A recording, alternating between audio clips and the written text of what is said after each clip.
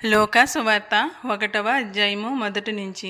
ఘనత వహించిన తెయోపెలా, ఆరంభము నుండి కన్నులారా చూచి వాక్య సేవకులైన వారు మనకు అప్పగించిన ప్రకారము మన మధ్యన నెరవేరిన కార్యములను గూర్చి వివరముగా వ్రాయుటకు అనేకులు పూనుకున్నారు గనుక నీకు ఉపదేశింపబడిన సంగతులు నిశ్చయముగా జరుగునవని నీవు తెలుసుకొనుటకు వాటినన్నిటినీ మొదటి నుండి తరిచి పరిష్కారంగా తెలుసుకునియున్న నేనును నీ పేరిట వాటిని గూర్చి వరుసగా రచించుట యుక్తమని ఎంచితిని.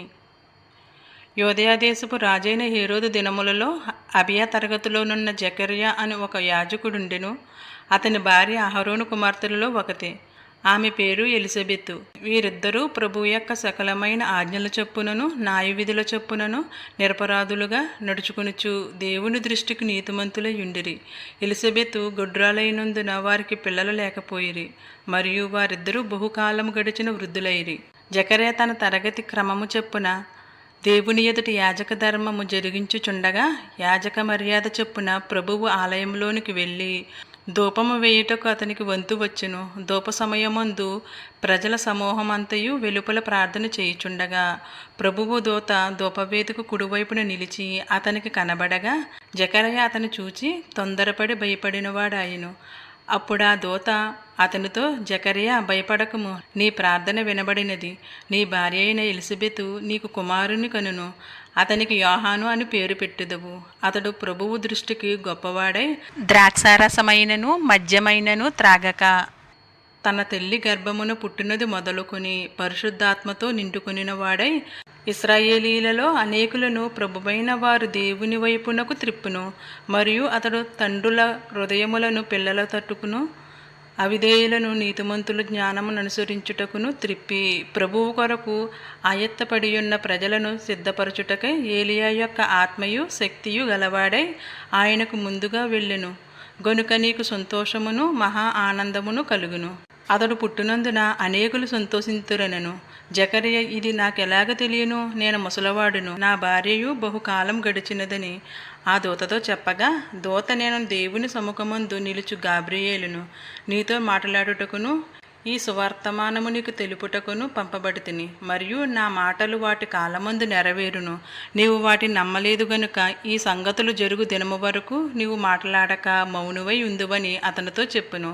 ప్రజలు జకర్యా కొరకు కనిపెట్టుచుండి ఆలయమునందు అతడు ఆలస్యము చేసినందుకు ఆశ్చర్యపడిరి. అతడు వెలుపలికి వచ్చినప్పుడు వారితో మాట్లాడలేకపోయినందున ఆలయమునందు అతనికి దర్శనము కలిగినదని వారు గ్రహించిరి. అప్పుడతడు వారికి సంజ్ఞలు చేయుచు మోగవాడై ఉండెను. అతడు సేవ చేయు దినములు సంపూర్ణమైనప్పుడు తన ఇంటికి వెళ్ళెను. ఆ దినములైన పిమ్మట అతని భార్య ఎలిజబెతు గర్భవతి అయి, మనుషులలో నాకుండిన అవమానమును తీసివేయుటకు నన్ను కటాక్షించిన దినములలో ప్రభువు ఎలాగున చేసిననుకుని 5 నెలలు ఇతరుల కంటబడకుండెను. 6వ నెలలో గాబ్రియేలను దేవదూత గలిలయలోని నజరేతను ఊరులో దావీదు వంశస్థుడైన యోసేపును ఒక పురుషునికి ప్రదానం చేయబడిన కన్యక యొద్దకు దేవుని చేత పంపబడును. ఆ కన్యక పేరు మరియా.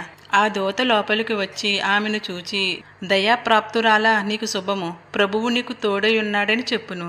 ఆమె ఆ మాటకు బహుగా తొందరపడి ఈ శుభవచనం ఏమిటో అని ఆలోచించుకునిచుండగా దూత, మరియా, భయపడకము, దేవుని వలన నీవు కృప పొందితివి.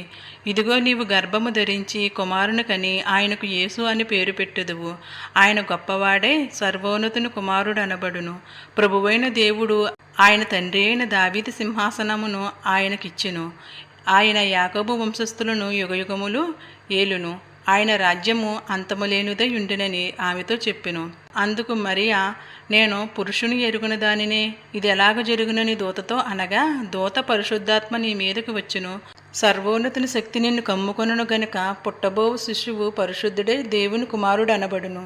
మరియు నీ బంధువురాలు ఎలిజబెతు కూడా తన వృద్ధాప్యమందు ఒక కుమారుని గర్భము ధరించి ఉన్నది. గొడ్రాలనబడిన ఆమెకు ఇది 6వ మాసము. దేవుడు చెప్పిన ఏ మాట అయినను నిరర్ధకము కానేరదని ఆమెతో చెప్పును. అందుకు మరియా, ఇదిగో, ప్రభువు దాసురాలును, నీ మాట చెప్పున నాకు జరుగును గాకనెను. అంతటి దూత ఆమె యొద్ద నుండి వెళ్ళెను. ఆ దినములయందు మరియ లేచి యోధా ప్రదేశములోని కొండసీమలోనున్న ఒక ఊరికి త్వరగా వెళ్ళి జకర్యా ఇంటిలో ప్రవేశించి ఎలిజబెతుకు వందనము చేసెను. ఎలిజబెతు మరియ యొక్క వందన వచనము వినగానే ఆమె గర్భములో శిశువు గంతులు వేసెను. అంతటా ఎలిజబెతు పరిశుద్ధాత్మతో నిండుకొనినదై బిగ్గరగా ఇట్లనెను, స్త్రీలలో నీవు ఆశీర్వదింపబడిన దానువు, నీ గర్భఫలమును ఆశీర్వదింపబడును. నా ప్రభువు తల్లి నా యొద్దకు వచ్చుట నాకెలాగ ప్రాప్తించెను? ఇదిగో నీ శుభవచనము నా చెవిన పడగానే నా గర్భంలోని శిశువు ఆనందంతో గొంతులు వేసెను. ప్రభువు ఆమెకు తెలియజేయించిన మాటలు సిద్ధించును గనుక నమ్మిన ఆమె ధన్యురాలెనెను. అప్పుడు మరియా ఇట్లనెను, నా ప్రాణము ప్రభువును గనపరుచుచున్నది. ఆయన తన దాసురాలు దీనస్థితిని కటాక్షించెను. నా ఆత్మ నా రక్షకుడైన దేవుని యందు ఆనందించెను.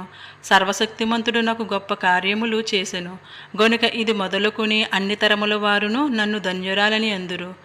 ఆయన నామము పరిశుద్ధము. ఆయనకు భయపడువారి మీద ఆయన కనికరము తరతరములు కుండెను. ఆయన తన బాహువుతో పరాక్రమము చూపెను. వారు హృదయముల ఆలోచన విషయమే గర్విష్ఠులను చెదరగొట్టెను. సింహాసనముల నుండి బలవంతులను పడద్రోసి దీనులను నెక్కించెను. ఆకలిగొనిన వారిని మంచి పదార్థములతో సంతృప్తిపరిచి ధనవంతులను ఒట్టు చేతులతో పంపివేసెను. అబ్రహామునకును అతని సంతానమునకును యుగాంతము వరకు తన కనికరం చూపి జ్ఞాపకం చేసుకుందునని మన పితరులతో సెలవిచ్చినట్టు ఆయన తన సేవకుడైన ఇశ్రాయేలునకు సహాయం చేసెను. అంతటా మరియా ఇంచుమించు 3 నెలలు ఆమెతో కూడా ఉండి పిమ్మట తన ఇంటికి తిరిగి వెళ్ళెను. ప్రసవకాలం వచ్చినప్పుడు ఎలిజబెతు కుమారుని కనెను. అప్పుడు ప్రభువు ఆమె మీద మహాకనికరముంచినని ఆమె పొరుగువారును బంధువులను విని ఆమెతో కూడా సంతోషించిరి. 8వ దినమున వారు ఆ శిశువుకు సున్నతి చేయవచ్చి తండ్రి పేరును బట్టి జకర్యా అని పేరు వానికి పెట్టబోచుండగా తల్లి అలాగు వద్దు, వానికి యోహానను పేరు పెట్టవలనని చెప్పెను. అందుకు వారు, నీ బంధువులలో ఆ పేరు గలవాడెవడునూ లేడే అని ఆమెతో చెప్పి వానికి ఏ పేరు పెట్టగోరుచున్నావని వాని తండ్రికి సంజ్ఞలు చేసి అడిగిరి. అతడు వ్రాతపలక తెమ్మని వాని పేరు యోహానని వ్రాసెను. అందుకు వారందరూ ఆశ్చర్యపడిరి. వెంటనే అతను నోరు తెరవబడి నాలుక సడలి అతడు దేవుని స్తుతించుచూ మాట్లాడసాగెను. అందును బట్టి వారు చుట్టుపట్ల కాపురమున్న వారికందరికీ భయం కలిగెను. ఆ సంగతులన్నీయు యూదయ కొండసీమలయందంతటా ప్రచురమాయెను. ప్రభువు హస్తము అతనికి తోడయుండును గనుక ఆ సంగతులను గుర్చి వినివారందరూ ఈ బిడ్డ ఎలాంటి వాడగునో అని వాటిని మనసులో ఉంచుకొనిరి. మరియు అతని తండ్రి జకర్యా పరిశుద్ధాత్మ పూర్ణుడై ఇట్లా ప్రవచించెను, ప్రభువైన ఇశ్రాయేలు దేవుడు స్తుతింపబడును గాక. ఆయన తన ప్రజలకు దర్శనమిచ్చి వారికి విమోచన కలుగజేసెను. తన సేవకుడైన దావీదు వంశమునందు మన కొరకు రక్షణ శృంగమును అనగా మన శత్రువుల నుండి మనలను ద్వేషించు వారందరి చేతి నుండి తప్పించి రక్షణ కలుగజేసెను. దీనిని గూర్చి ఆయన ఆది నుండి తన పరిశుద్ధ ప్రవక్తల నోట పలికించెను. ఆయన మన పితరులను కరుణించుటకును తన పరిశుద్ధ నిబంధనను అనగా మన తండ్రి అయిన అబ్రహాముతో తాను చేసిన ప్రమాణమును జ్ఞాపకం చేసుకొనుటకును మనము శత్రువుల చేతి నుండి విడిపింపబడి మన జీవిత కాలమంతయు నిర్భయులమై ఆయన సన్నిధిని పరిశుద్ధముగాను నీతిగాను ఆయనను సేవింపననుగ్రహించుటకును ఈ రక్షణ కలుగజేసెను. మరియు ఓ శిశువా, నీవు సర్వోన్నతుని ప్రవక్తవనబడుదువు. మన దేవుని మహావాత్సల్యమును బట్టి వారి పాపములను క్షమించుట వలన తన ప్రజలకు రక్షణ జ్ఞానము ఆయన అనుగ్రహించినట్లు ఆయన మార్గములను సిద్ధపరచుటకై నీవు ప్రభువునకు ముందుగా నడుతువు. మన పాదములను సమాధాన మార్గములోనికి నడిపించినట్లు చీకటిలోను మరణ ఛాయలోను కూర్చుండు వారికి వెలిగించుటకై ఆ మహావాత్సల్యమును బట్టి పైనుండి ఆయన మనకు అరుణోదయ దర్శనం అనుగ్రహించెను. శిశువు ఎదిగి ఆత్మయందు బలం పొంది ఇశ్రాయేలునకు ప్రత్యేకమగు దినము వరకు అరణ్యములో నుండెను. ఈ వాక్యం మీ అందరి హృదయాల్లో ఫలించునుగాక.